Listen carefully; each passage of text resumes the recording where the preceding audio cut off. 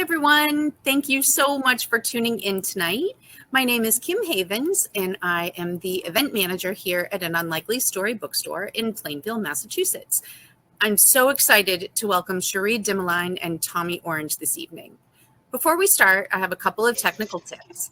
If you have any issues with your video or audio quality, just try refreshing your page, and if that doesn't work, just leave the presentation and log back in using Google Chrome. Let's see. If you have any questions for Cherie, you can write them in the Ask a Question box at the bottom of your screen, and we'll get to as many as we can. If you would like to order Hunting by Stars, which you're going to want to, 100%, you click on the green button below where you can choose in-store pickup or shipping. And when you order from us, we will include one of these very cool buttons that we got. They say never stop dreaming, so I highly recommend. And a signed book plate. Thank you, Cherie, for signing book plates for us. And now it is my honor to introduce Cherie Dimaline. Cherie Dimaline is an author from the Georgian Bay Métis community in Canada. Her 2017 book, The Marrow Thieves, won the Governors General's Award and the prestigious Kirkus Prize for Young Readers, among others, and was declared by Time magazine one of the best YA books of all time. The Marrow Thieves was named a Book of the Year on numerous lists, including National Public Radio, the School Library Journal, New York Public Library, the Globe and Mail, Quill, Inquirer, and the CBC. It's been translated into several languages and continues to be a Canadian national bestseller years later. Cherie spent many years working in and for Indigenous communities and now lives in Canada, where she's adapting work for stage and film working on her new novels, thank goodness for us.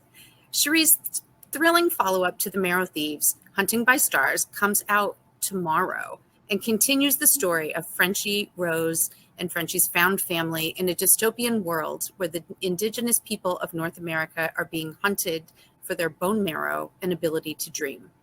I can't even adequately describe how much I love this novel, and I haven't stopped thinking about it ever since. It asks, in the apocalypse, how far would you go for family? It is a dystopian novel, but it's all too recognizable to our times, especially the residential schools. Joining Cherie this evening is Tommy Orange, author of There, which was the #1 pick for the June Indie Next list in 2018, one of the best books of the year from the Washington Post, NPR, Time, the Dallas Morning News, GQ, Entertainment Weekly, BuzzFeed, San Francisco Chronicle, the Boston Globe, and it was a PEN Hemingway Award winner. So I have to say that I love that the Indies discovered There first. That makes me very happy. Tommy Orange is a graduate of the MFA program at the Institute of American Indian Arts. An enrolled member of the Cheyenne and Arapaho tribes of Oklahoma, he was born and raised in Oakland, California. So enough of that. Without further ado, it is my pleasure to welcome Cherie Dimaline and Tommy Orange. Hi, thanks so much. Hi, Cherie. There's Tommy. Hi. Tommy!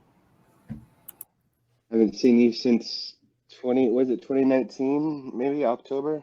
2019. Yeah, we were in Vancouver. Yeah, that's right. And oddly enough, I mean, we both were like mentoring at the IAIA and never ran into each other there. Yeah, I haven't been there very much. I don't know if are you all hearing an echo, or is this a me problem? I don't hear an echo. I don't hear an echo, Tommy. Do you have another tab open? Oh, I might. Yes, I do. Because you'll hear it from the other tab, or if you have Facebook open. Got it. Okay. No, this was me struggling to get in. Sorry. Yeah, well, with the remote nature of IAIA, and you're only there if you're at the residencies, and with the book tour and all of the things that happen around it, I just haven't really been at the campus that much. Yeah. How have you been since before everything changed? Before the world ended, almost. Yeah. I've been good. I've been writing, and writing in the pandemic is a new experience. Have you been writing lately? Yeah, that's why I'm in this hotel room trying to finish a draft I sold right before the pandemic, and then have just been struggling. The writing has been hard. Yeah, Is that what you were going to say? You weren't going to say that you've been like inspired and like have pushed through and. I mean, I do obviously you're still love writing. dystopian You have a book fiction. coming out.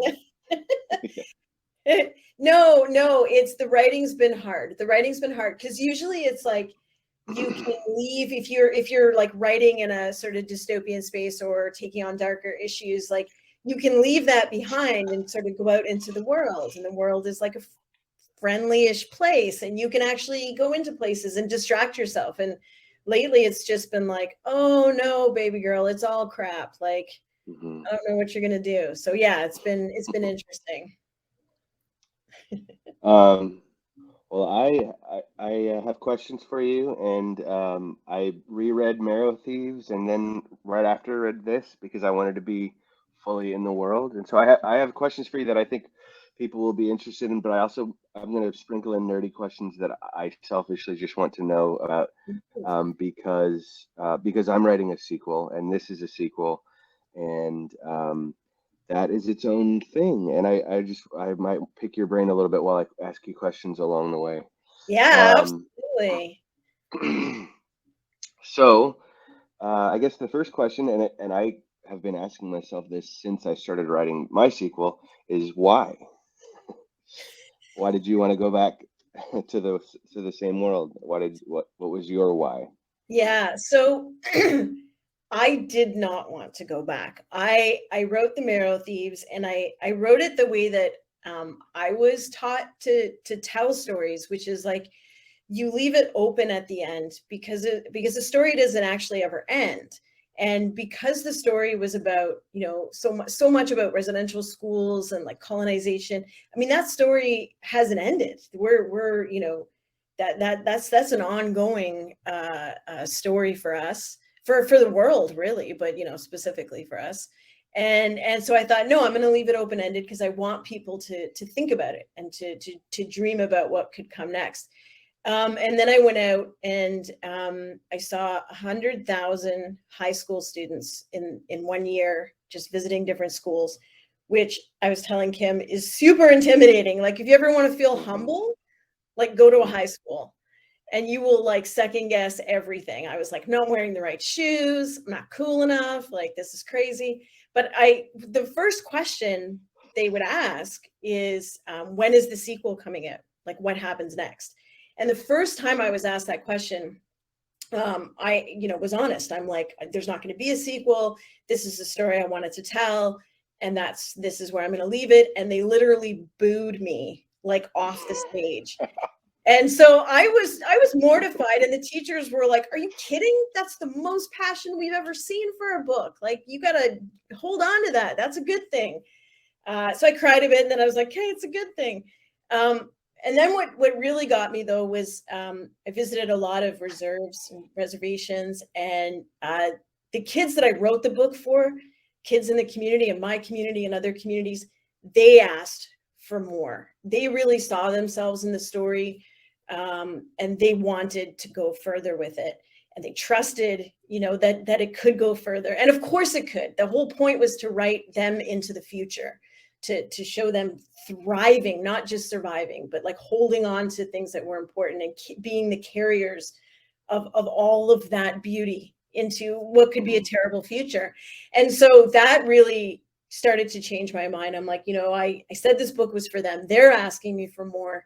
And then I realized also ultimately that I was okay leaving the first book, because for me, I mean, those characters, Tommy, when you write those characters that just like, you can't help it. They just keep living and you can't get them out of your head. I'm like, I'm okay because I know some things that are going to happen.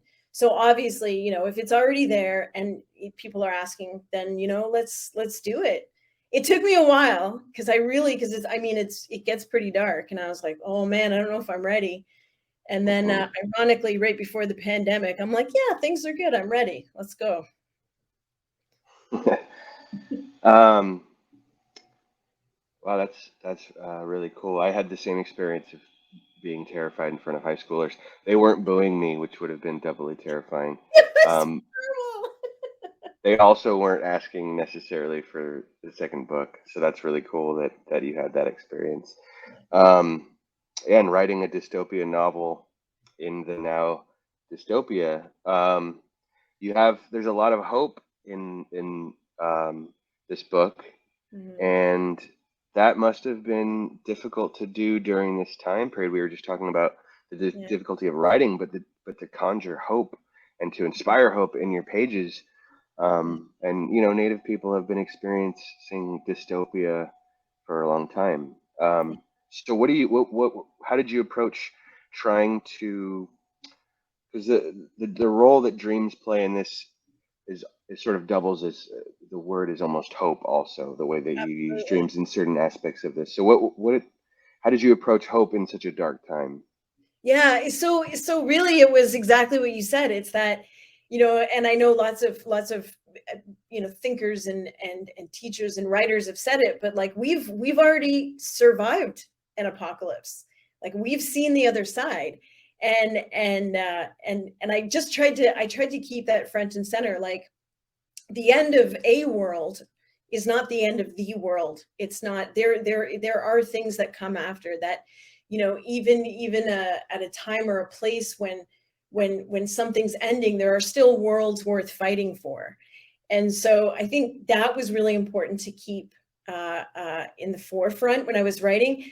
But more than anything, both the books are really about love, right? And it's like you can take these characters. I mean, you literally put them through an apocalypse, take things away constantly. They're on the run, and they still love each other with like such an unreasonableness. There's no way that they should be forming, families and relationships and singing songs and holding on to words that they hear and holding, their teachings in this time that is just so absolutely chaotic. But they do. And so it's that's what I held on to, is that unreasonableness of love. And the fact that, even through whatever different communities have gone through, they're still communities. And that was really important to me, like to see the ways that I could sort of pull these people in different directions and watch them always snap back together, no matter what. And I tried, man, like Hunting by Stars, I pulled them all over the place and they just kept snapping back. And it's such a beautiful thing to realize. And that's the truth, right? I mean, we're here, we get to hang out with each other. Like we get to tell our stories because we always come back to center. Yeah, it seemed like to me the Marrow Thieves was very much a coming together of this family, and the way that Hunting by Stars starts out is a kind of expansion and sort of losing each other, and something that you do that you weren't doing as much, or you were doing it in different ways in the Marrow Thieves. You have a lot of POVs happening in cool ways that I really loved just as a writer to watch you do it. Could you talk about the decision to kind of spread out? I mean, a lot of them were third person close, and French's is first, but you have these different perspectives. Even the agent gets a little bit of time here, could you just talk about your decision around POV changes in this one, and how you had to write a different book and have it be, you don't want the sequel to, and your editors probably gave you a lot of notes about this. They don't want it to be dependent on the first book. They want to be able to sell a book that stands alone, right? That's some of the hardest feedback. Yeah, I wonder if you got those same notes. Yes, I heard that endlessly. Like, listen, especially like, I have different publishing houses, and like there was a whole different like marketing thing. They're like, this has to be standalone. It has to be like, this has to be the book that can just go out and people don't even have to know the Marrow Thieves exists. And I get that, but it was really hard because the Marrow Thieves was so much about building the characters up. So it's a little slower because it has to be, right? Because you're crafting the world. That's the good thing about a sequel, without the editor's notes, is that you should be able to, have spent time building the world, and now you jump right into it. Like you can just get right back into it. So it was about pulling the threads. It was like going through the Marrow Thieves and figuring out what the threads were that really were the spines of those stories, and making sure they got woven into the fabric of the sequel without repeating everything.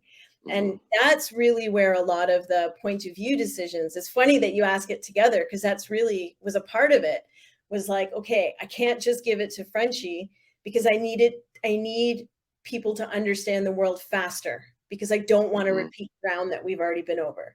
So it was about, because we know when we do like point of view, like giving Rose a voice, or giving the agent a voice, we see the world through their eyes. So I don't have to explain a lot. It's just word choice. It's what they're literally seeing. It's how they're perceiving it.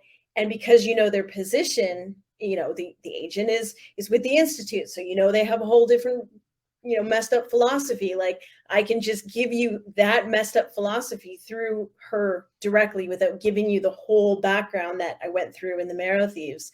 So it was almost a shortcut, but I found that, I mean, taking it partly out of Frenchie's hands was really, it was fun. It was like an opportunity to see everything in a different way.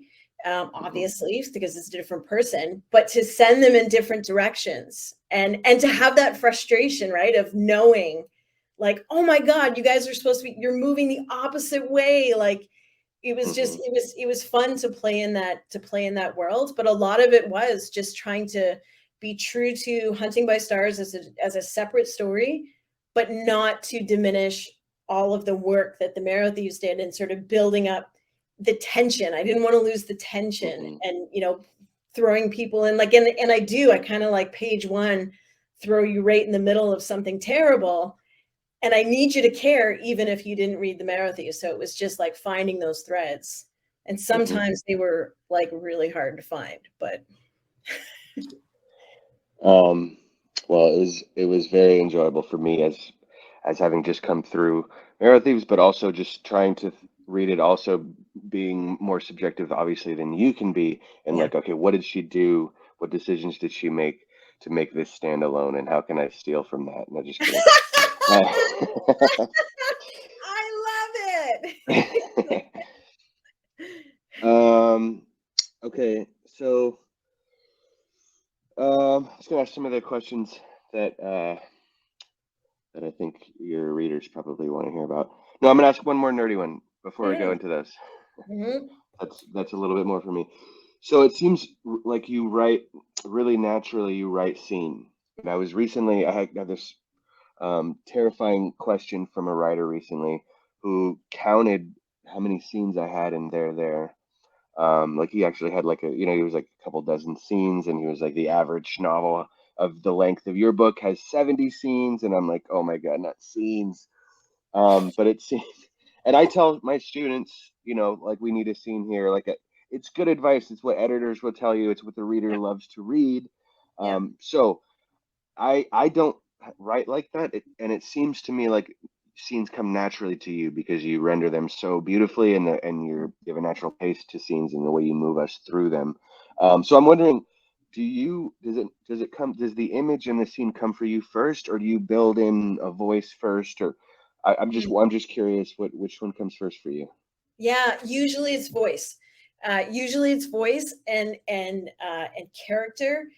Sometimes it's an image, but usually it's character. And then I do this horrible thing where I'm like, oh, here's this character, and then I start thinking of really horrible things to do to them, or to giving them like really weird like parts to their personality, or beautiful things. Like, there's okay, so for example, Frenchie was the voice that when I was asked to write an apocalyptic short story, and I was like, and it was like, it was, this Thetis Books in Canada, out of BC. It's like an Indigenous publishing house that I did a lot of work with, and they're like, we want to do like dystopian Indigenous narratives, and I was like, okay, and they're like, so think of something dark and crazy and see what you come up with, and I couldn't think of anything worse than what had already happened. So I was like, well, I'm going to lean into that. If that's the worst thing that I can imagine ever happening is residential schools, then I'm going to lean into that. And so I started thinking about what it would be like if it came back. And Frenchie was the voice that came out. And I really didn't want to write it in a teenage boy's voice. I mean, obviously, I've never been a teenage boy. I have a son who's in his 20s now. And I was like, okay, well, I mean, I have a bit of, reference for it, but it was very strange. But it was his voice and it wouldn't change. I tried to write in someone else's voice and it just kept going right back to him. So then I started thinking with him and, in this world, and I had to give him, and it was a short story at the time. Really, it was the first chapter of the Marrow Thieves. That was the short story. And I was like, yeah, I have to give him some comfort. And so I started thinking about like, all right, he had a mother. When he was scared, when he needed to feel comfort, he would, like a lot of us do with people we care about, like he would just push himself into her. And she always wore a green sweater. She wore a green sweater when they were on the run. And that was his comfortable zone. So if he opened his eyes, all he would see was green and feel warm. And so I never say that in the book, but I knew that. And so in the moments in the story where I need for him to take a breath, I surround him with green. And I describe the green in a different way. It's not sort of the starkness of the trees and the hugeness of the sky. It's the lush closeness of the green. And so his character naturally falls into this sort of pace in those moments. So for me, it's just about how does the landscape service, and how do the scenes serve the characters?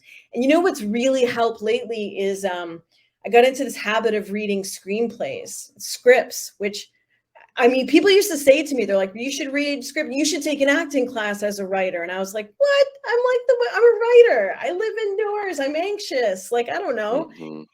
But it's true. If you get like, really good scripts, screen work, it's amazing to see, because they strip out all sort of the metaphor and the beautiful words. As a producer I was talking to recently said, she's like, strip out all your beautiful words, just move us through it. And so that's really helped. Like I was writing some TV when I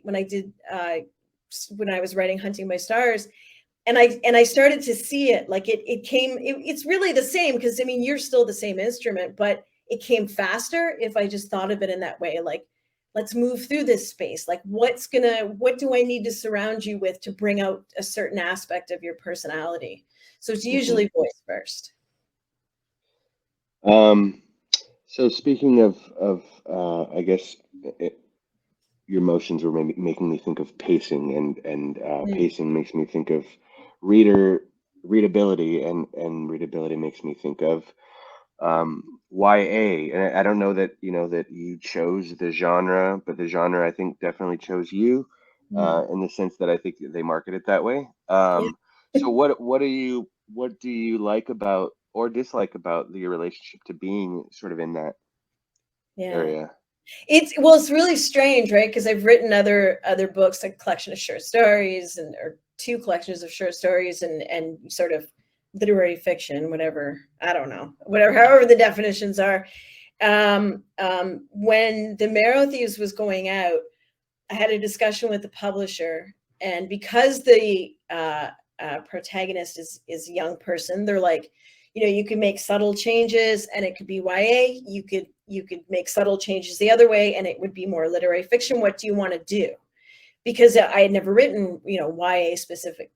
So I said, well, what is really the difference? And they said, it's marketing, really, truly. Although I would have to disagree on one angle, but I'll get into that. They said, if it's literary fiction, it'll be taken more seriously. You'll be up for a lot more like awards and that whole world. They said if it's YA, there's a very slim chance you could get it into schools. Doesn't happen often, but it can happen.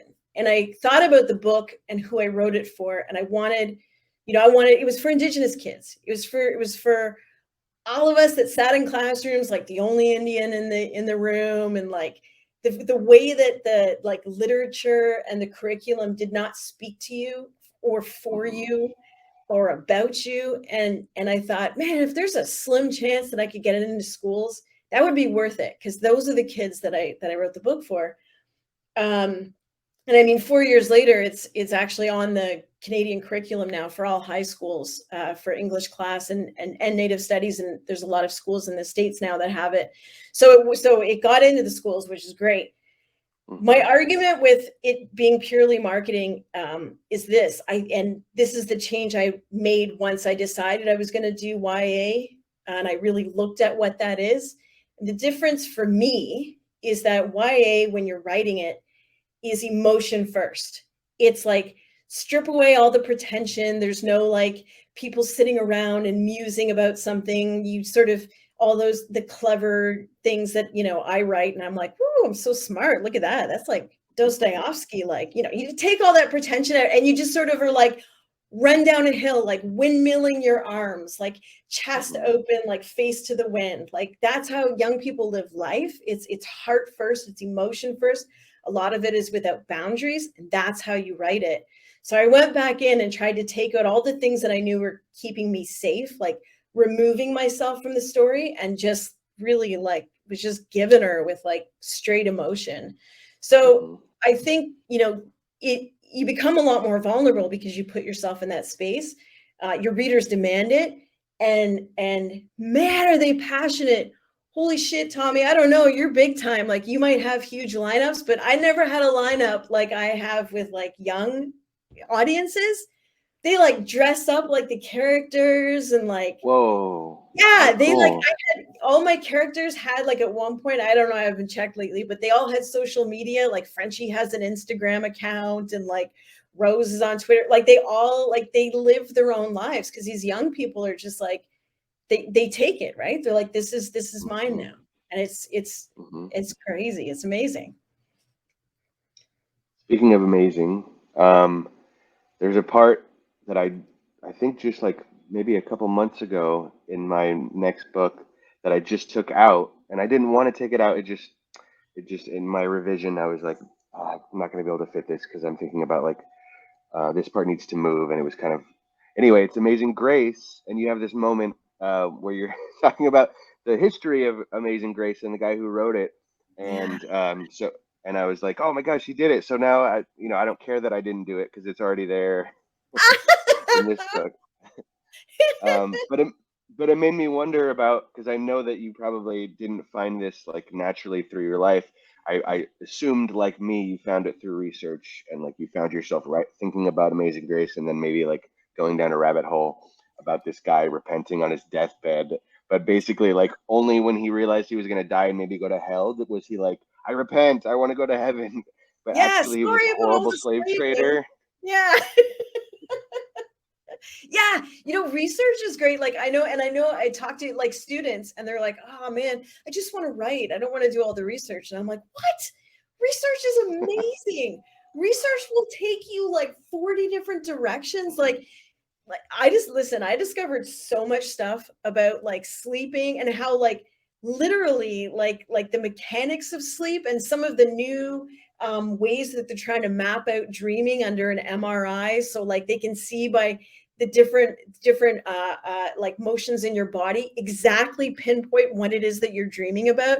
It sort of brings up that whole like are you going to get in trouble for something you haven't done yet that you've only dreamed about, like the whole like Minority Report kind of movie aspect of it. But all of that stuff's happening, and how like every creature on the planet has to dream, and some animals that have to be in constant motion dream with, they go into like full REM dreaming sleep on only one side of their brain while the other one's active, so that they can stay in motion, usually like the fish.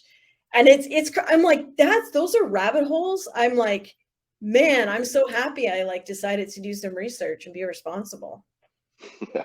Until you find yourself doing research instead of writing, and you're like, okay, this is Oh, not related to you this is do that not too? related to the work. It's the worst. You know what else happens when I'm supposed to be writing? I clean my house, which is like the only time I clean my house is when I'm supposed to be writing. Because I'm like, oh, those dishes really can't wait.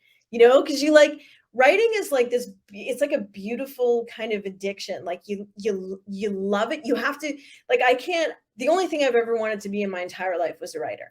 That's it. Like I grew up, my grandma told stories, all her and her sisters, they told these crazy, they used to like smoke menthol cigarettes and play cards and tell stories back in the community. And I used to sit under the table and listen to all these crazy stories. I mean, half of it was gossip, but it was good gossip. And they told stories. So once I realized that a book was just a house for a story, I was 5 and I got a Dr. Seuss book, and I was like, man, this is just where a story lives. And I don't have to wait for like an old smoky lady to tell me. I could just like open it up. That's all I've ever wanted to be. But like, it's also really hard. Like I can't imagine not writing, but some days I'm like, oh man, I got to write today. And it's tough, right? How do Yeah. you feel? Do you have those moments? Tell me you have those. It's not No, just for sure. like, yeah, I haven't been able to pinpoint why it's so painful, and you know, there's so many different ways to avoid it, or like that I'll justify that's part of the research or part of the writing. You know, I run and I listen and have robots read it to me, and I just found some new technology that's I'm doing a free trial right now because it's a little expensive, but the voices are pretty good. So you can uh-huh, do chores and be listening to your work. Because part of the painful part for me in revision is reading my own work and not like wanting to throw my computer or like give yes, up and like. But if I listen and I'm doing something else, not yeah, only do I think I had an undiagnosed learning disability in school, yeah, so because I can listen so much better if I'm doing something, like if I'm just doing something else, then I can concentrate better. yep, Um, so not only for that reason, but if I'm reading, if I'm at the page and trying to revise and having to read my own work, sometimes that's the most painful part. Like the new writing, when I'm like, okay, I have to write this scene or I have to write something brand new. That yeah. can be the most exciting thing because you always think the newest thing you wrote is the best thing, and then you give it like a week and you're like, okay, this needs a lot of work. Um, so Yeah, yeah, it's super painful and rewarding, but like yeah, in equal measure at the very best, yeah. the very, very best Yes. case It's scenario. I can't see, that's funny. I can't listen to my own work. Like even the audiobook, like they're like, "Oh, here's the 5 voice actors that we have Hmm. lined up and here's their audition," and they read a part of the book. I'm like, I'll get through like 2 lines and I'm like, "Oh God, oh God." It's like listening to myself like on a, like when we used to have answering machines. Like I Hmm. can't do it. I can't like watch myself if I'm like on TV or whatever. And so, and I thought, well, it's just because it's me. But then I've been to events where like, like students read my work and I feel the same way. I feel like, I don't, Interesting. it's so intense. Like it's personal or so, right? Like it's like Hmm. someone's reading your diary. Meanwhile, you've published it and it's like, out there, Hmm. but it's still because it is, I guess, it's like all your internal thoughts and ideas just like out there. Oh my God. Speaking of internal, let's go back to dreams for a Mm, second because I feel like this is such a cultural divide, and you've made it such like a prominent place in these two books. Dreams, like in Western culture, it's sort of like annoying. Like dreams are just annoying, or like you're self-absorbed if you want to talk about them, and like the mm, place they have in the Western thinking is really like sad and kind of mm, pathetic. And in mm, Native culture and a lot of other cultures, non-Western cultures, dreams play a more prominent role. So mm, I'm wondering what role dreams played in your life, and why it was important to kind of like bring out a different relationship that a culture can have to dreams.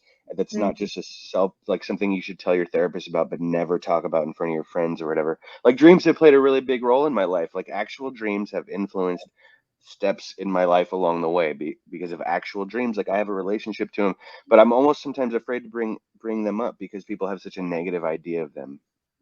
Listen, I started I have a book that will happen at some point, but it started with I had a dream of this man and he was in a trailer and the trailer was filling up with water and he was tall and lanky and had real bad tattoos, this like kind of scrawny white guy, and he was moving like a monkey almost like through the space while it was filling up with water, and there was a kid running to get to the door, and I woke up and so I've learned to keep like paper by the bed, right, like a book, so Mm. I wrote it down, and it was crazy when I read it in the morning because it was like, skinny white guy, trailer, water, and I was like, and running, and I was like, what? And then I remembered, the feeling of it, and that's what it was the feeling of it.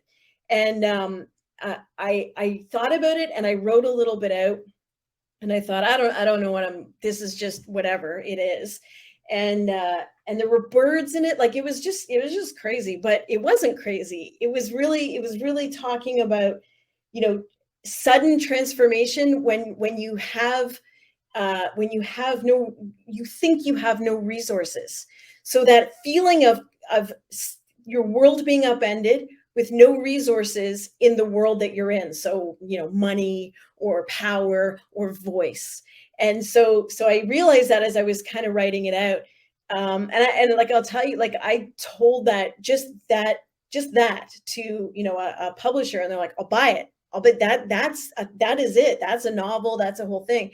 And so the thing for me is, I'll say this, I grew up, I mean, I was really, really lucky. I was never, taken from my community. I grew up with my family. I have a really big family. They're all hunters. They're all storytellers. They're all bullshitters, basically, right? But they're great. They're amazing. I have like 400 cousins. And dreams were never belittled.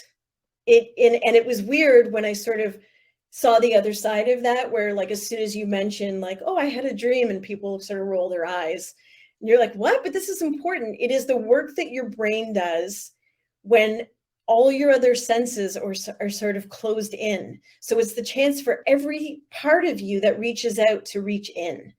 And it's basically, for me, I think, connected to like self-esteem. Really, it's trusting in yourself. It's like what's happening in your head while the rest of the world is away is valuable, is important. Don't belittle that. That is something, and I hate to use the word magical because there's all these Western sort of connotations to it, but it is. I mean, it's something that magic in the way that you can't really explain it. I mean, there's science around it, but even the science it doesn't line up with what we understand and what dreams can do for us. And I think for a lot of it, it's, and I've talked to a lot of people in a lot of ways, dreaming, it seems, I'm not an expert, but that it holds pieces of truth that we're not ready to look at yet. And that's why, things come out in different ways. It like shows you different angles of the issue or the thing or the thought or the feeling that you're not quite ready to process, but it's safe and it's there for later. So I think, I just feel really fortunate that it was never something that was pushed aside or ignored. And it's fun. It's fun to tell you wake up in the morning and you like tell you people around you, your dreams, because that's really all that internal work that's happening, and you're amazing, and so your dreams are valuable. Yeah, we wake up in the morning, me and my wife and son, and one of the first questions is, what did you dream? And it's a very casual, like, and then you just tell it, and because it's valued, and you show that you value by talking about it and making it a part of and sometimes my son doesn't always remember them, or but it's just a part, you work it in as part of the day, and in a weird way, and I wouldn't use magical either, but I know what you mean. There's a relationship to them that if you trust and believe in them, there's a communication that goes back and forth. Like if you take the time to write it down, then you're showing that you value. You'll more likely remember and have a better relationship with the dreams. Like you have to like give. It's a give and take thing.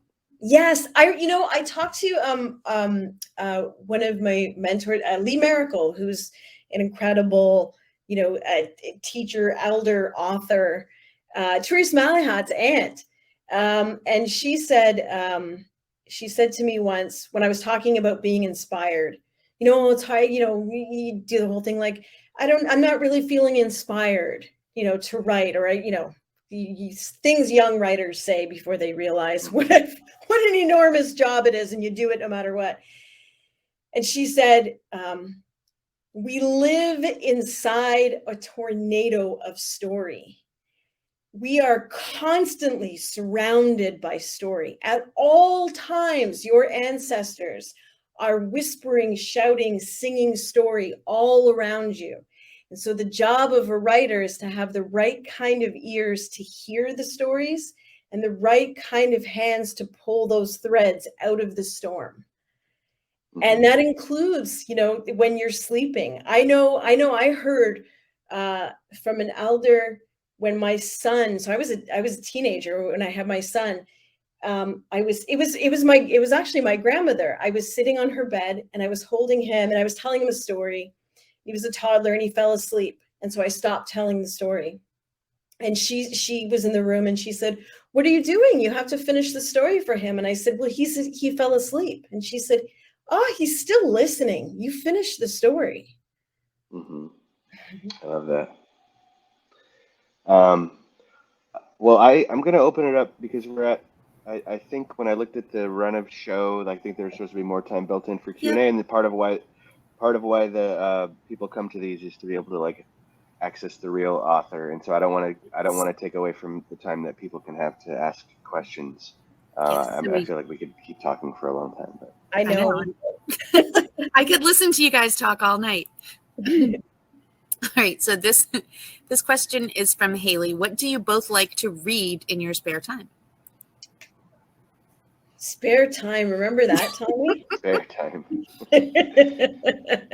I'll just, mine's pretty quick.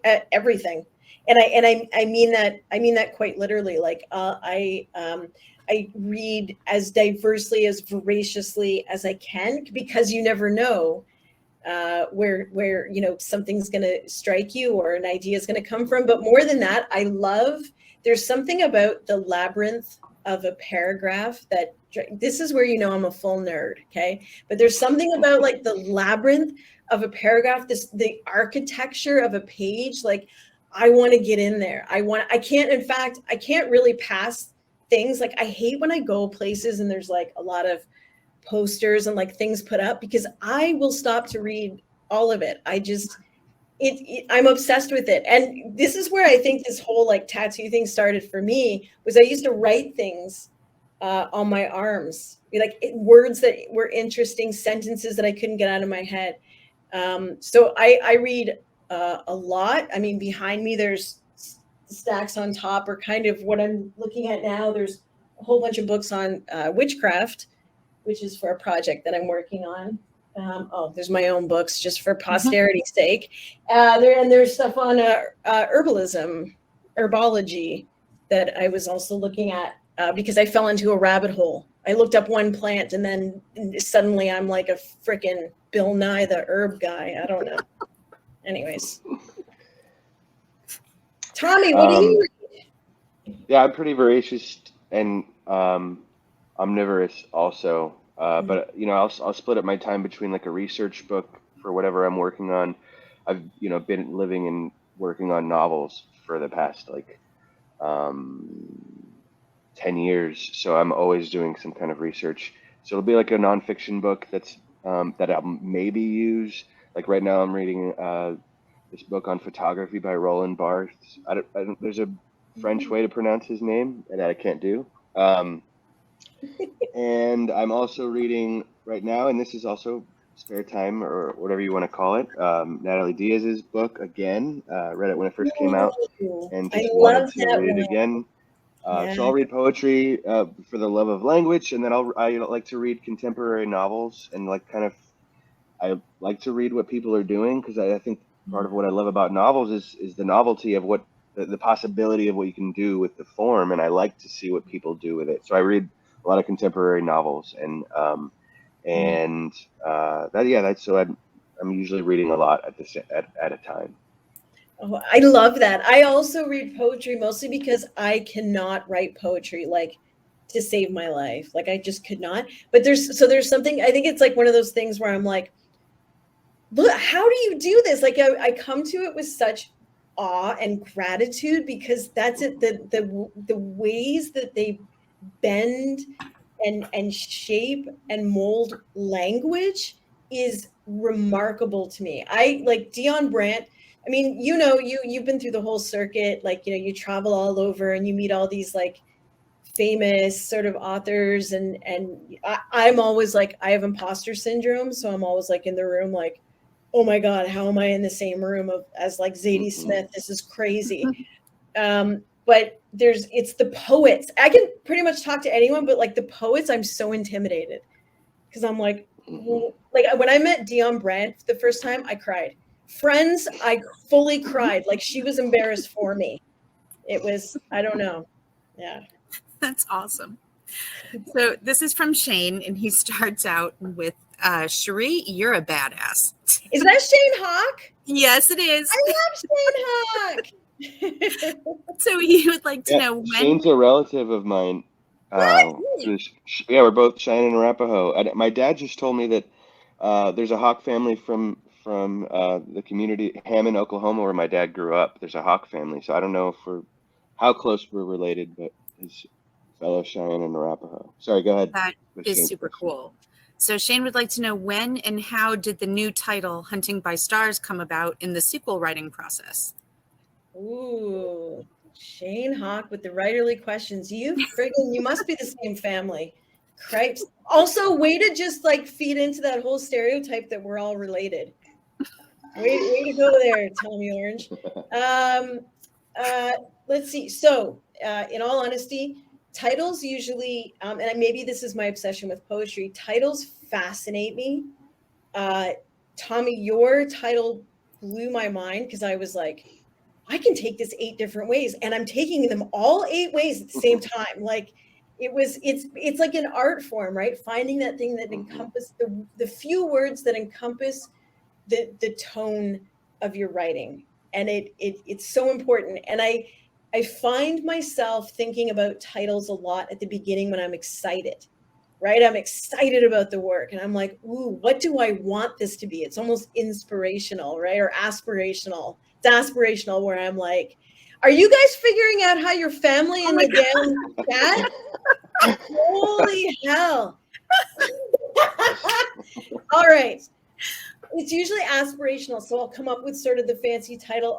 The Marrow Thieves was something that someone actually said to me about carrying a child, about how a child is like such a beautiful gift and blah, blah, blah, but they take everything from you. And they do it without knowing that they're hurting you, right? That they leach the vitamins from your bones. They're just the cutest little marrow thieves.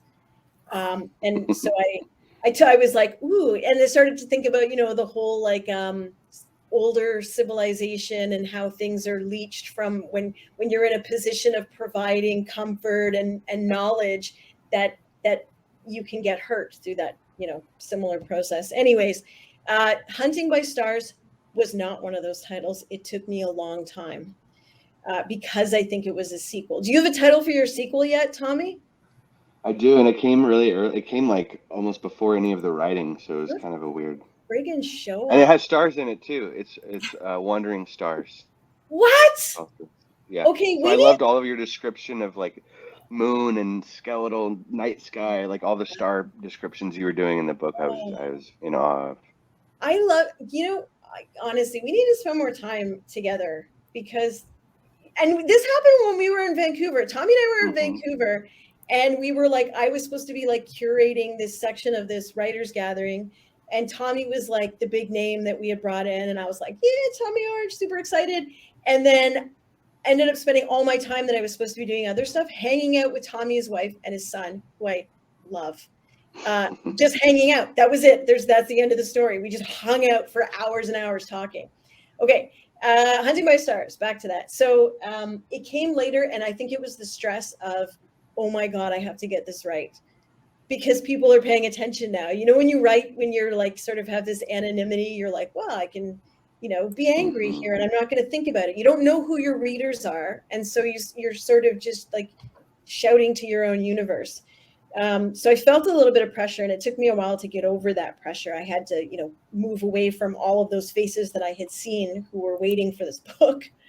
And I really thought about it, and it was about finding the tone. I just had to go back to the basics. Like, what is the tone of this? What is happening there? And it was something that, I think it was Miguan said when, the character said in the Marrow Thieves, like, running only works if you're running towards something, not away from something. And so what is an active way of moving forward that is survival? And, coming from the family I come from, it's hunting, right? That's what you move towards. It can be brutal, but you are respectful, and it is about survival, and it is about being yourself at the moment of survival. Not just, I got here, I'm breathing. I got here, this is the community I'm from. This is who my grandparents are. This is who I am. So it was about hunting.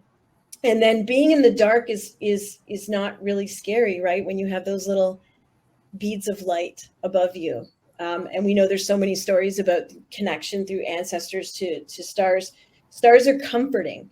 So it was like taking something that can be brutal or could be scary, be running, moving fast through the woods, that could be in the dark, and making it about surviving the way that you know how to, and being comforted in that space. So it took a bit. Not like friggin' Tommy Orange over there. Awesome. This event, I have an idea. I think, Tommy, you should come to an unlikely story when your book comes out, and Cherie should be in conversation with you, and we'll just. That'd be great. Let's do it. Only if you bring your family, though. Will you bring them? Yeah, you have to bring your family. Of course, yeah. Yay. Mm-hmm. How old is your son, Tommy? He's 10 now. So he's probably a really big Diary of a Wimpy Kid fan. He kind of passed that stage. He kind of hit that early. So he's on to different things. He's into Kwame Alexander. We love Kwame's been here twice. Kwame's great. We love him. He's just the best. Yeah, he's wonderful. He's a great guy. So so he likes it here. So you guys can come here too. That would be awesome. I remember Eden Robinson telling your boy stories about the animals from her book, her like grown-up adult book, about these like otters that like bite your toes off. And he was like leaning over the table like, tell me more. And I was like, Auntie Eden, I don't know if that. He's like, no, it's good. It's like, man, this kid is getting the best education. It was great. He was so fun to hang out with. Oh, that was such a highlight of the traveling that we got to do for the book, that we all have such fond memories of that. Well, I'm just grateful you guys were both here with us tonight to celebrate Hunting by Stars. Here it is. It's absolutely gorgeous. Definitely going to want to read it. Click the green button at the bottom, and we have signed book plates and this very cool pin that I'm going to put on my lanyard because I really like it. It makes me happy. Thanks so much, Kim, for having us. I really, really appreciate it. And I'm so happy I got to talk to my really good friend, Tommy Orange. It really is. This is the first sort of official event that I'm doing, and I'm so happy we got to share it together in this really beautiful space. Me too. Thank you for asking me. Yes. Awesome. Thank you so much. I hope to see you both again in, when we're back to sort of normal times, maybe. Yeah. Or whatever shakes out. I will be there. I will be wherever Tommy is going to be with the new book. I will be there. Okay. Awesome. You just have to finish writing it. You got it, man. Hey, send me any message. You have any more questions? I'm, I mean, you're Tommy Orange, but I got some tricks up my sleeve. Yeah, I will. Okay. We're friends on Facebook. Okay. Awesome. Thank you so much, Cherie. Thank you, Tommy. And good luck with the rest of your tour, Cherie. Thanks. Yeah, Thanks good luck on the rest. Thank you. Is it all virtual? Mostly virtual. Yeah, I had to cancel a bunch of stuff, but I get to hang out. I get to see Angeline Boulay on Wednesday and Rebecca Roanhorse on Thursday. So lots of cool people. Excellent. Yeah. Very cool. Enjoy. I'm glad you had your lunch with us. Yeah. Thanks, guys. All right. Thank you. Bye-bye.